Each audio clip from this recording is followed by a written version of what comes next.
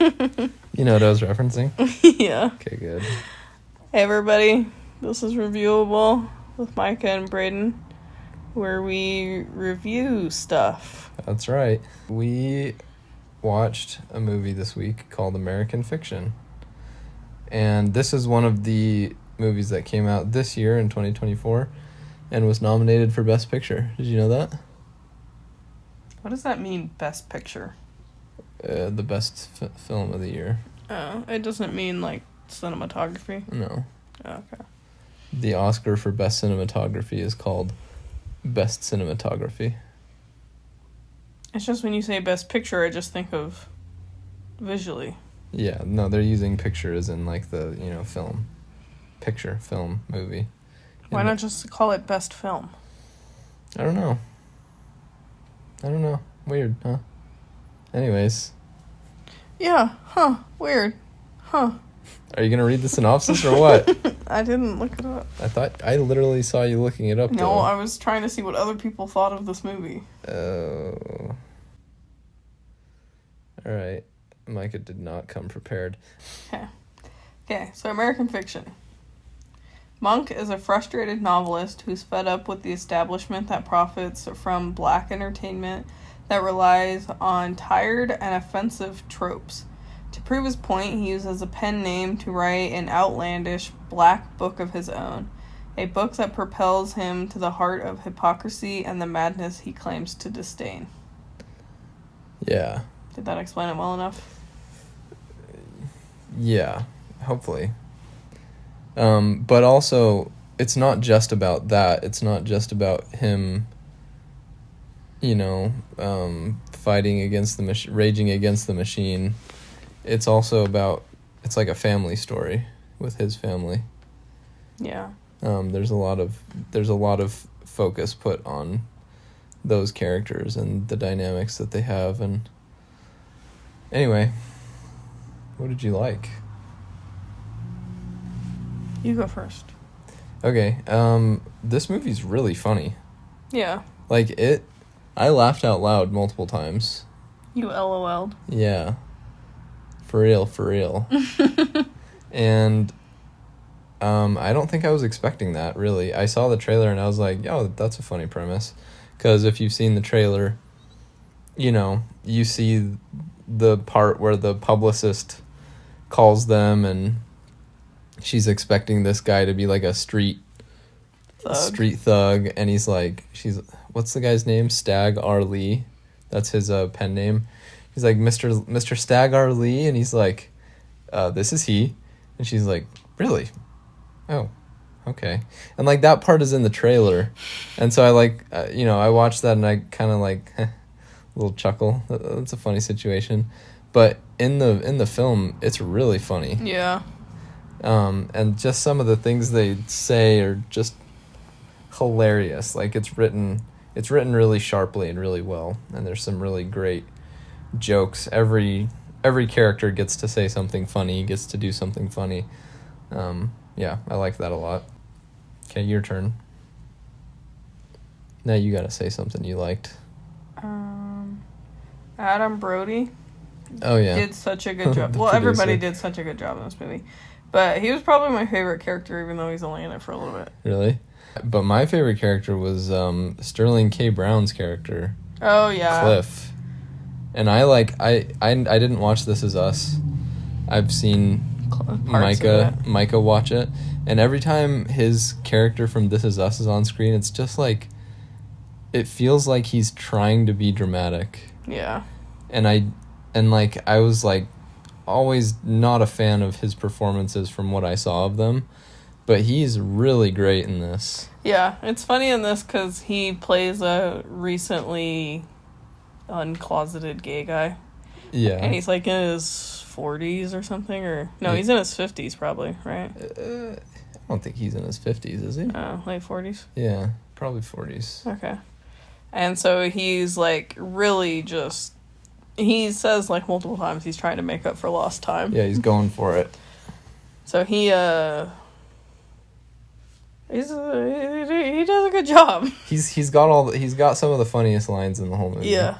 Yeah. There's one part where Monk and him are loading up the car so that Monk can take him to the airport, and Cliff just has one of those little bottles of hard alcohol that you like buy at the airport or something, and he starts drinking it, and Monk is like, dude, what? It's 8 a.m. I'm not flying the plane, motherfucker. He's just like, he's unapologetic about who he is. Yeah. And you can tell this is probably the first time in his life that he's kind of been that way. Yeah. And he's just really, really good. I was impressed with his like levity and how good he was with the comedic timing, but then how also he's got some dramatic moments as well, especially when he's interacting with his brother. Mm-hmm. And he's just great in all those scenes. So I'm a fan of his now. I wouldn't be upset to see him in other stuff. But you're right. Adam Brody is great. Also, as the movie guy, the movie executive. He's also got some of the funniest lines. Some of the funniest lines in the movie.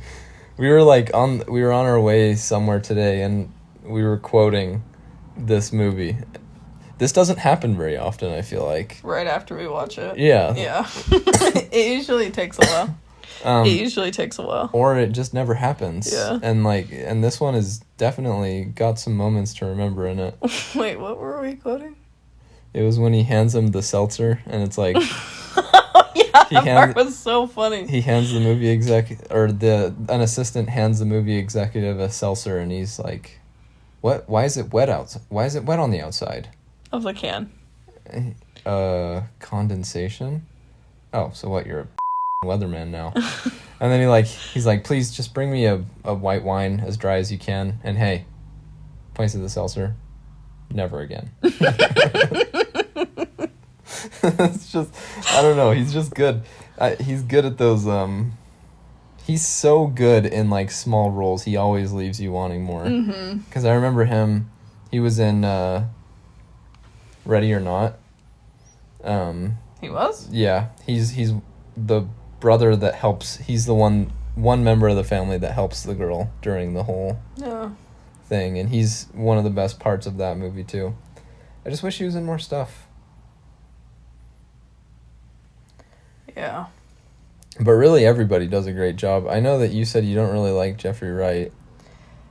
Yeah, I just feel like he kind of plays like the same character. He's really good at that, though. Always. I don't know that I love it. It's very... How do I describe it? Like...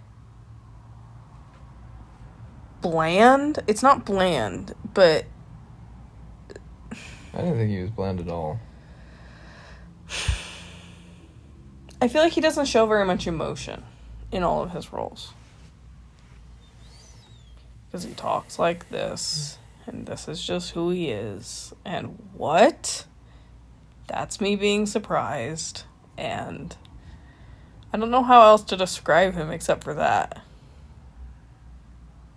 Do you know what I'm talking about? No, not really. Maybe very monotone. No, I don't think I agree with you about this. I don't know. I have been trying to think of what bugs me about him, and I haven't figured it out. Please tune in next week for possibly a... explanation? Yeah. Okay, alright. Well, that is a problem, I guess, because he's the main character. Yeah. I thought he was good, though. I loved him switching between who he really is and his, like, fake gangster persona, because at a certain point... You know, he has to start doing interviews because he doesn't think that this book is going to sell. And then all of a sudden, of course, it becomes his most popular book of all time. Mm-hmm. And he has to start pretending in interviews that he's this guy. Otherwise, they're not interested because they want it to be quote-unquote authentic and real and raw. And I thought that he really convincingly pretended to be a thug, even though he very clearly was not a thug. Mm-hmm. You know, so I thought he was great. I thought he could have done a better job of it at times. When? I just felt like it was obvious he was pretending.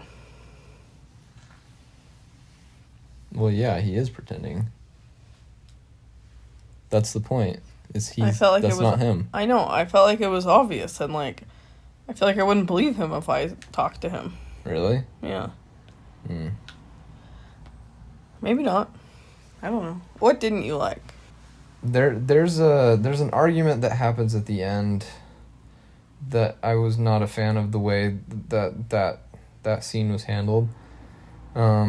This movie made me a little bit self-conscious too, because like the whole premise is everybody just eats up this Oscar baity, like what this main character considers as just drivel, because at the very beginning he attends like a book reading for this other black author that's written a book called Weeze Lives in the Ghetto, and she's like reading her book, and it's like just the most stereotypical like hood, that all of her characters are talking like they're from the hood, and he can't stand it, and so that's why he writes this book which he calls My Pathology with an F, but then he renames to another to F. I'm sure we'll talk about that at some point, because I actually thought that part was hilarious. Yeah, that's why he writes this book. He writes it as a joke because he's just playing up every single black stereotype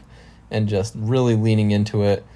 And he sends it to his publisher, and his publisher's like, no, I don't want to put this out. This is just insulting. Like, this is just ridiculous. And he's like, I see exactly what you're doing. Good, because it's not subtle. Send it out. I want to see if anyone bites. And then, of course, everybody eats it up just because it's, it's bait. It's exactly what they want to see. It's quote-unquote real and raw, and everybody's talking in the language of the gutter or whatever. And so it got me thinking, I wonder if I've ever been like a casualty of that sort of cynical, that sort of cynical bait style filmmaking or writing or anything like that. So it kind of made me self-conscious to think about. But I think that's maybe part of the point. Probably. Yeah. It's like, I would hope that that's part of the point. Examine what you think is great, and why do you actually think it's great? Are you just saying it's great because everybody else says it's great, or do you really think it is? And why, So, I guess that's not really a negative. The only real negative that I had with this was it sort of had a slow start a little bit. I agree. It's definitely a grower. Mm-hmm. Wait, you didn't even talk about the thing you actually didn't like. Right, the argument. Do you think we should... It's not really a spoiler because, like... I don't think it's a spoiler. Okay. So, at a certain point in the film, they are giving out an award, like a book award, and so there's a panel of authors that have to read all these books and then decide which book they want to give the award to. And that author that wrote Weeze Lives in the Ghetto... Centaura, what's her name? Centaura Golden is her character's name. She gets added to the panel. Jeffrey Wright's character gets added to the panel. And at a certain point, they decide that they're going to read Jeffrey Wright's book, My Pathology, which has been renamed to... So anyway, gets added to the panel. And so they have to read it. And Jeffrey Wright is obviously very against this idea because he hates his own book that he wrote, because he hates that style. He thinks it's exploitative and just worthless. And the only other person on the panel that sees through this book is Centaura Golden. Who was also the only other black person on the panel. Yeah. So they're the only two that don't like this book. And then there's a scene. Do you want to set up the scene? I've been talking too much. Pretty much the judges on this panel, all the white people have said that they want to add F to the top. They want it to be the book that wins. And the judges start kind of arguing, and then they break for lunch, and Centaura and Monk end up being the only two in this room for a little bit, and he asks her why she doesn't like the book F. And what does she say? Her exact words I don't know, but basically, like, it's exploitative and it plays up tropes, and everybody is like a walking caricature of the ghetto. You know, that's basically the sentiment, that, like, it just feels overly tropey. Yeah. Yeah. And so then he's like, well, in the most respectful way possible, how is it different than your book? Because honestly, that's where he got the idea. Yeah, and he says it very respectfully. He says it just like that. He's like, very respectfully. Yeah. How is it different than your book? And she's immediately on the defensive. She's like, I did a lot of research for this book, and these are real people's stories. and he's like, okay. She calls it real, and he's like, but you grew up in a nice neighborhood and went to a fancy college. This isn't your life. And she's like, so I can tell the stories of the lives of other people that need it told. And he's like, okay, but do you not see what I'm saying? Like, you're also dipping into this.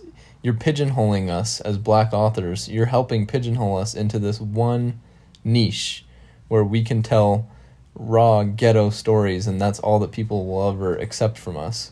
Because at the beginning of this movie, Monk has been unable to find someone to publish his new book. Because it's not... These are his words, it's not black enough. Yeah, his publisher tells him. Yeah, it's not black enough. You need to write a black book. And he's like, it is a black book. I'm a black author, and it's my book.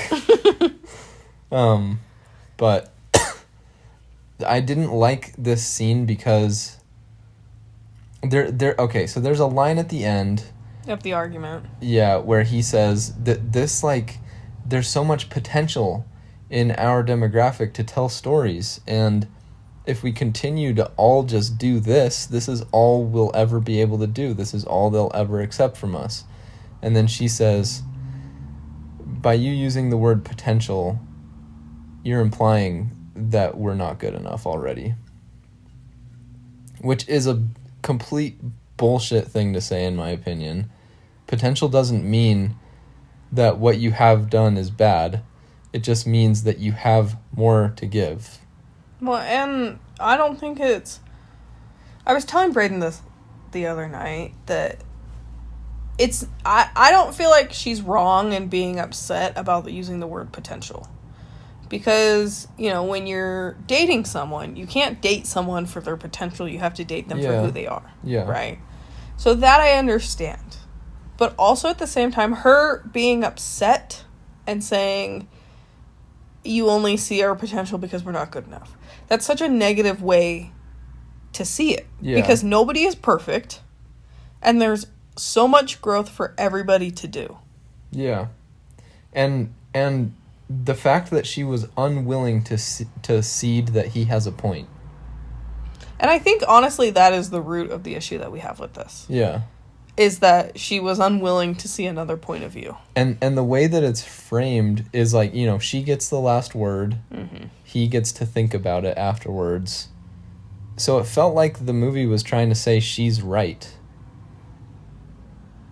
And I don't agree. I didn't like how can you honestly not understand his point? To where, like, you could be like, okay, well, I see where you're coming from, but I don't see it that way. This is why I wrote the book the way that I wrote it, because I felt it was important.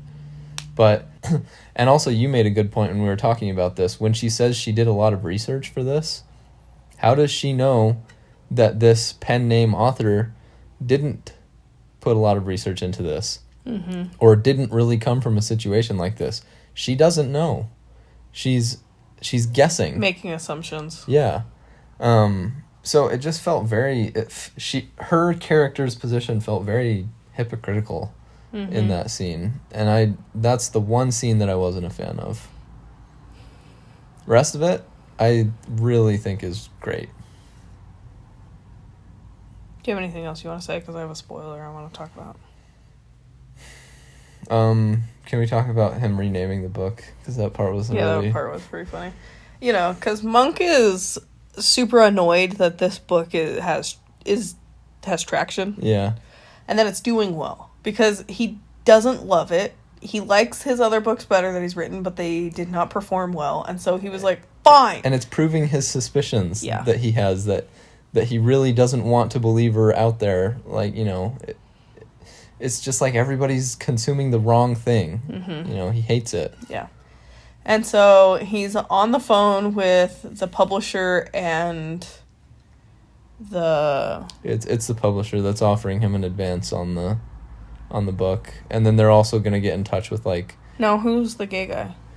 I don't remember. He's like a marketing guy. Yeah, marketing. That's what it is. So he's on the phone with the publicist and the marketing guy. And they're like, we love this. And I'm so sorry if I'm, like, assuming wrong that this guy is gay. He was just very flamboyant. No, he was. Very flamboyant. Because he makes comments about Michael B. Jordan in a tank top, remember? Okay. Yeah. And so...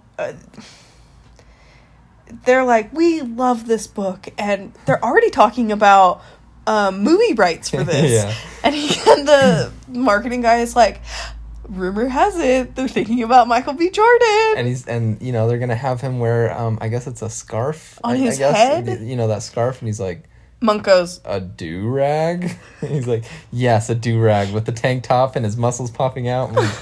It's just like, and Monk is just getting pissed and he's getting so mad. And so Monk is like, well, I actually want to change the name of the book.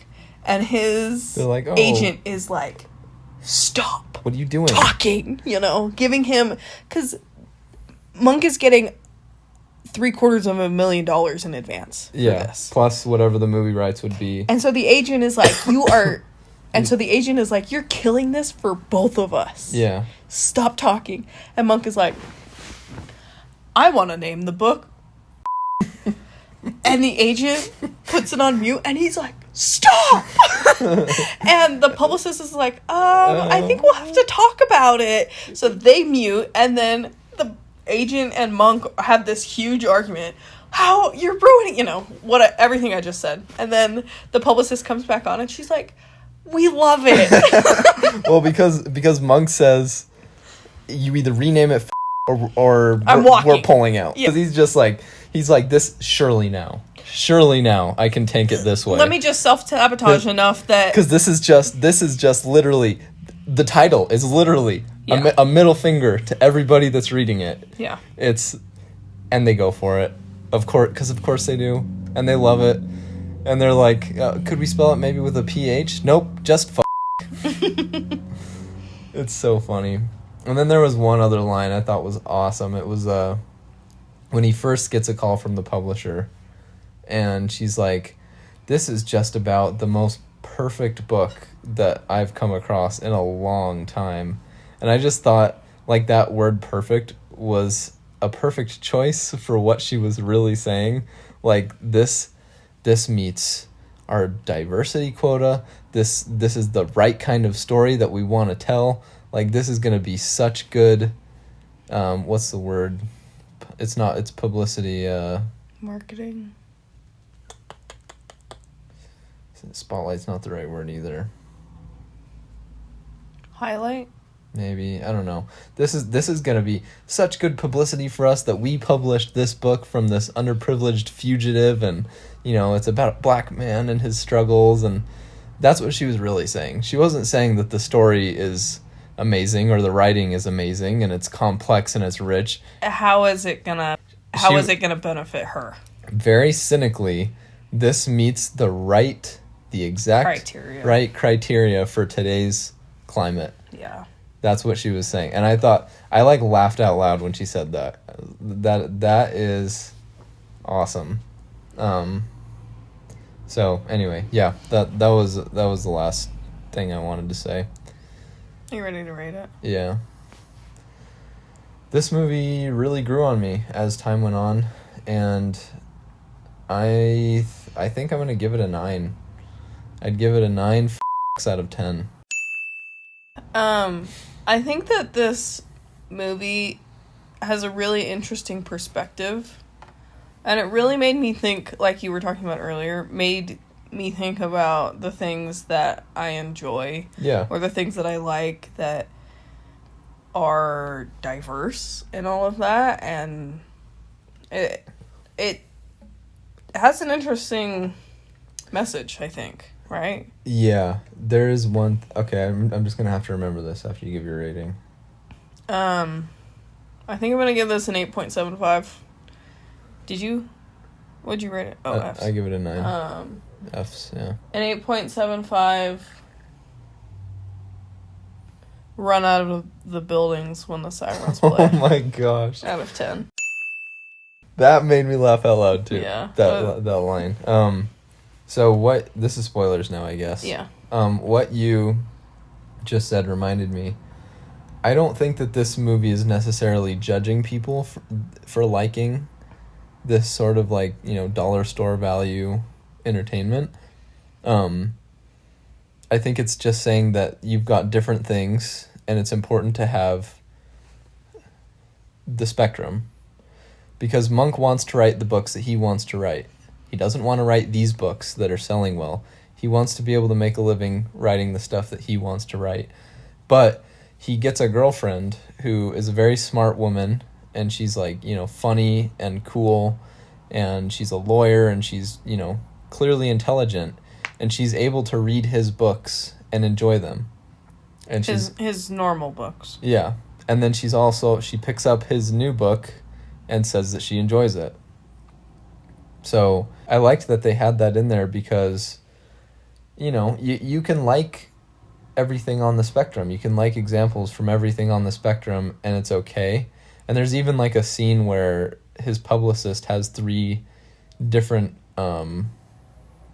labels of the same alcohol, and he's like... His agent. Yeah, his agent. The red stuff is shit, and it's awful, and it's $20, but it gets you drunk. The black is a little nicer, and then you've got the blue. It's rich, it's complex, it's $160 a bottle. Nobody's buying the blue. Everybody buys the red because they want to get drunk. So there's a place for all this stuff. You can do all this stuff.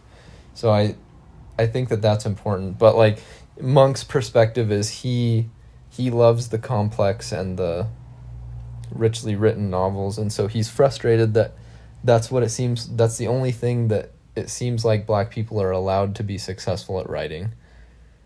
So I don't know. It's pretty nuanced, and I liked that. That's a really interesting take.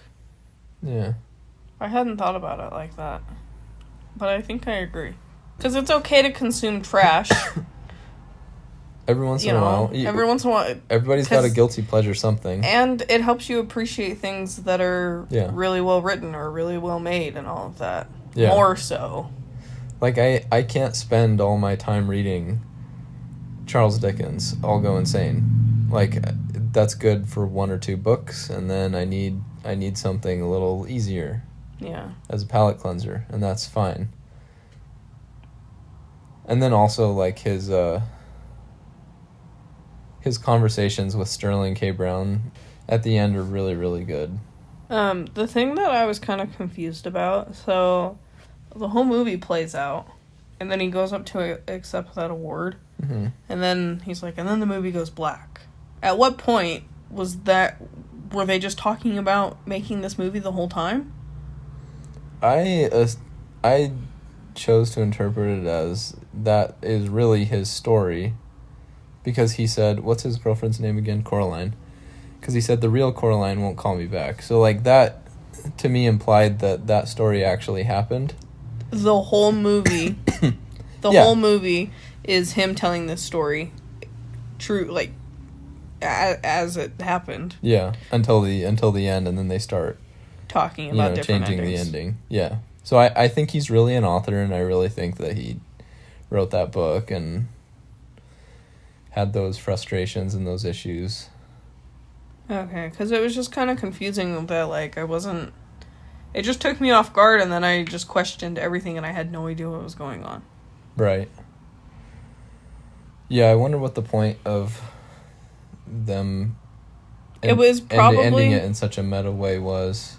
Honestly, it was probably so that he could give the ending that he did and have Adam Brody's character on the verge of tears and say, I love it.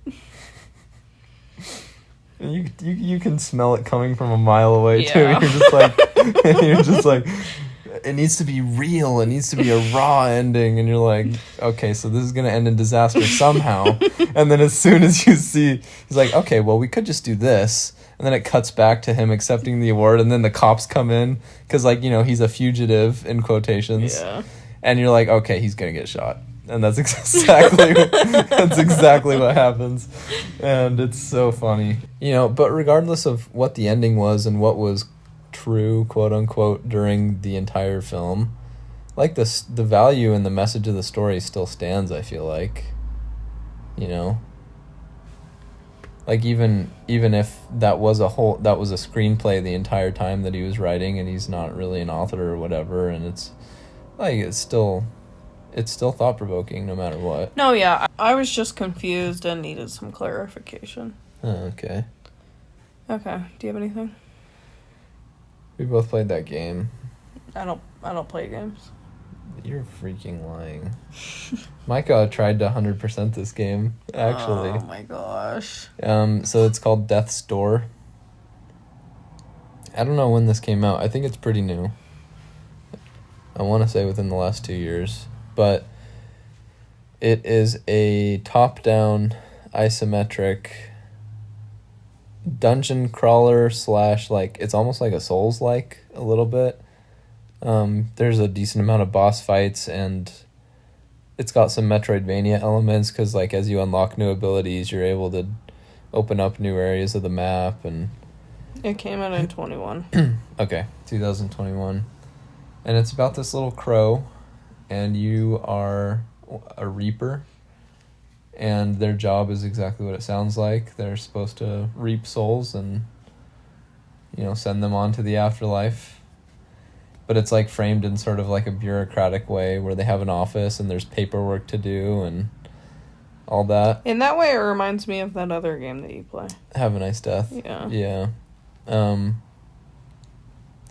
it's really good, actually. It doesn't reinvent the wheel in any way, but it's very solid at what it does. I thought the combat was really simple, but it's super, super polished. Everything that you do feels intentional. It doesn't ever feel like you're getting screwed over. It's just a get good situation. I don't know. Get good. Which is kind of why I said it feels like a Souls game, like a Dark Souls, because you need to learn how the bosses, their attack patterns, and you just do it over and over again until you get good enough to basically do it without getting hit. Really fun. There's no map, which is interesting. Which is totally fine. Yeah. Is totally fine.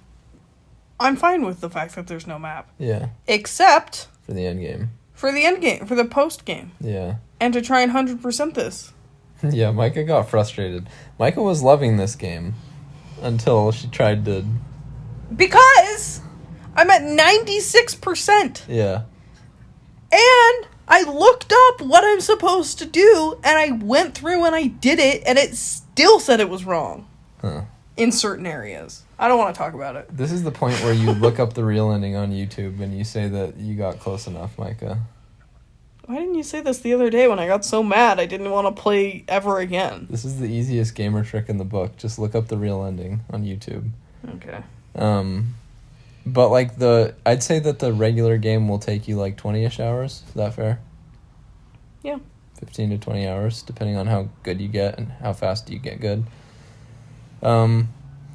Also, the story, I thought, had some really kind of thought-provoking stuff to say about mortality and moving on and letting people move on and being okay with mortality, and that's, accepting. I thought it had some good stuff in there. So I really enjoyed it, actually. Thought it was... Yeah, and I had some good, puzzle solving. Yeah. And some good, hidden stuff that you're supposed to go find. Yeah. Like, it wasn't just a fighting game. No. Oh, and the soundtrack. We have to talk about that. Oh, yeah, the soundtrack was really good. It's awesome. It's very simple. Like, very... Usually it's, like, only one or two instruments at a time.